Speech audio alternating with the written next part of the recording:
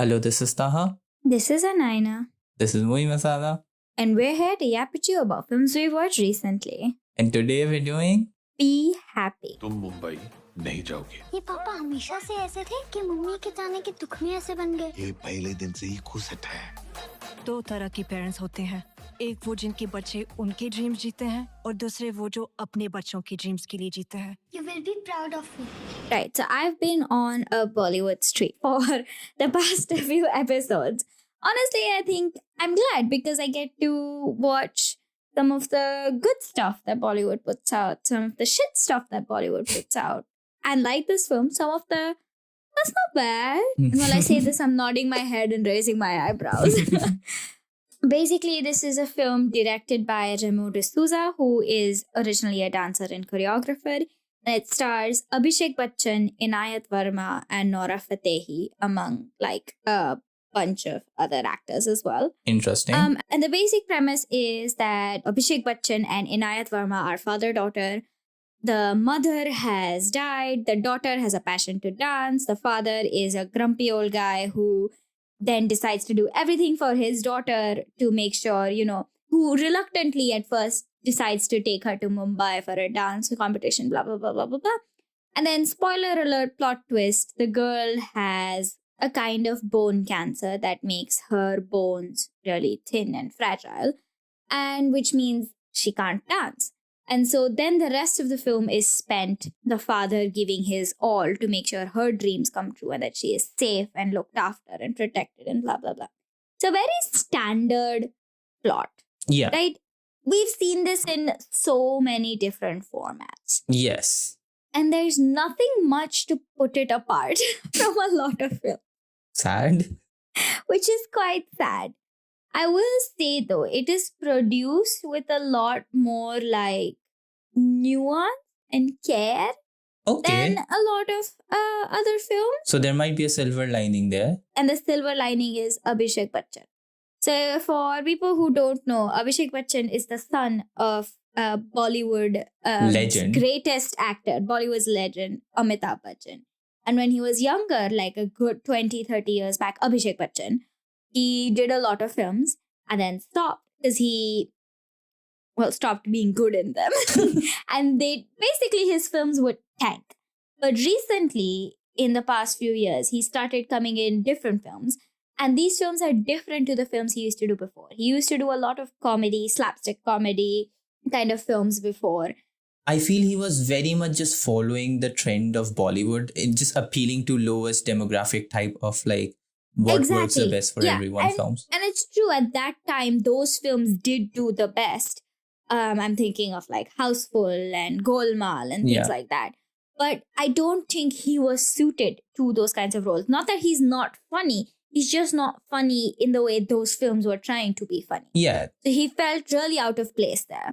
But recently, he started doing other films, more serious, dramatic roles, where he's this kind of like grumpy, done with life kind of guy who has this person to bring him out of it. Or not bring him out of it, but like just give him a different perspective on life. And while that itself is like a tired out version, for Bollywood, it's not. I honestly think it's a different trend at Bollywood. And I'm glad to see Abhishek Bachchan doing it because he excels at it. This also feels like such a meta casting in that sense as well, of an actor who kind of just disappeared and now coming back in a bit more of a worn down or like jaded way. It reminds me of how basically Manchester by the Sea cast Casey Affleck, and it was just like brother overshadowed by his other brother, and I was like, I feel this is just too meta of a casting. Yeah, exactly. So it really does, like the roles he's taking on do feel really meta in the sense that they are meant to represent him coming out of his, dark times or whatever. So I do think Abhishek Bachchan is the star of this film, where he does so well. And like, it just proves that you can make a comeback and it can be good. Yeah. And but I also think that like actor who plays the young girl, Inayat Verma, she is also fantastic. She is the most adorable, sweetest kid. And she acts, she's really, really confident. Like she's meant to play this really confident character as well. but she embodies that confidence in the way she acts, and she holds her own amongst these actors who are all like way, way, way older than her. Definitely, yeah. Yeah. And I think coming to the dance bit of it, that's why Nora Fatehi is in here. And if anyone remembers, I just briefly mentioned Nora Fatehi in the Royals episode. And it just made me think like, oh, she's starting to show up in a lot of like movies. And for anyone who doesn't know, again, Nora Fatehi is like an Indian dancer. Mm-hmm. And I'm not saying she's a bad dancer. I don't like her style of dancing Okay. personally. She may be good at it. But Her acting is not much better. this is me with Cara Delevingne, where I'm like, she's a great model, sure. I just don't think she's that good of an actress. And it's not even like it's very like we're being really critical or something. It's really evident that they're not so great at acting. In the sense that they should stop. Yikes. But yeah, I think with Nora Fatehi, she's playing like a version of herself Mhm. in this film. But basically, she's like a dance icon and like runs a dance academy that the girl gets enrolled into. The girl's name is Dhara, and Abhishek Bachchan. So Inayat Varma's character is called Dhara, and Abhishek Bachchan's character is called Shiv. And basically, Dhara gets enrolled in Nora Fatehi or Maggie's like dance academy, and then Maggie helps her get to like a dance competition and blah blah blah blah blah. And then I said how it goes. But basically, yeah, Nora Fatehi plays a version of herself in this film, and Okay. it's annoying because she could have done anything else. She could have done any other dance style. She could have played any other role, but Mhm. no, she had to be the dance teacher. And it's like if you do want to act and want to like show off your You acting want to skills and expand abilities, your creative abilities. Exactly. Yeah. don't show us what we already know. We already know you can do that. You playing a version of yourself in a film is not telling me anything about how good of an actor you are.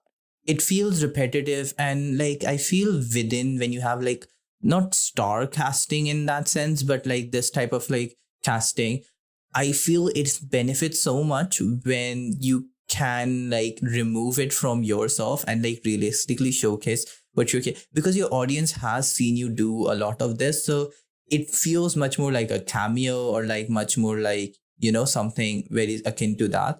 And I think it's much more fun and also like interesting when they are able to break out. And I think that is when you see legitimately these people break out into different roles. Like Lady Gaga didn't go up and like just be Lady Gaga. She's done so many different roles. Like A Star Is Born. Again, she plays a singer, but that singer just feels so much more different to who Lady Gaga has Exactly. as a persona is on stage. Exactly, yeah. And in the Royals, she didn't play a version of herself. But the first time we see her is dancing. And it's like, I get it, Nora. You're a dancer. You're good at dancing. You made your Bollywood debut doing dancing in like item songs or whatever. But don't you want to move beyond that?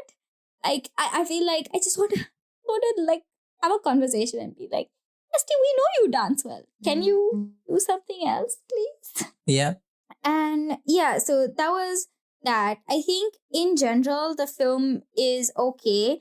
It has this focus on dance because, like I said, Remo D'Souza is a choreographer and dancer primarily, and one of the country's best dancers and choreographers, I feel. But he's been hosting like a bunch of dance reality shows and stuff like that, which is obviously a part of this film as well. And it makes sense though, because this film is meant to be like an ode to his father, Remo D'Souza's father, who encouraged his dreams to kind of dance and Mhm. go forward in that. So I think it has good sentimental value there.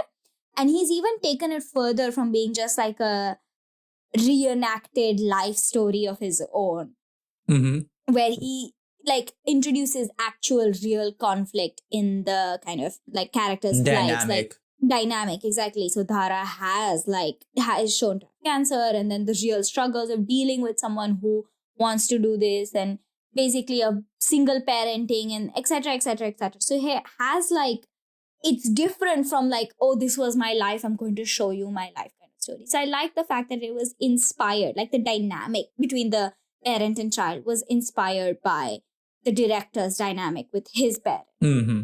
So I appreciate that. I just think it was quite, You would have liked to see it maybe like be a bit different, or like maybe just not be dragged down by like the addition of the more generic elements, I guess. Exactly.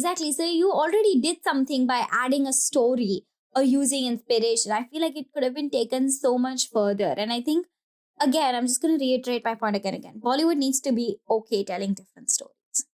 It doesn't need to tell diverse stories. It can tell different stories. Yeah, no, that is very, very fair. Like, just again, coming back to the idea of like, I would just like to see something that deviates from the norm, that because I think those places have like mainstream audiences, and it would just be nice to open that up more. Yeah. And definitely you don't see many movies like these in Bollywood, but I still feel like you hear of this narrative. You've heard of this narrative a lot. So I think they need to experiment with narratives and just not be afraid, especially new directors, not be afraid to just go out. Break the mold. Yeah. Yeah. So those were our thoughts. Thank you for tuning in. This podcast is produced solely by us with musical assets from Pixabay. See you again next time.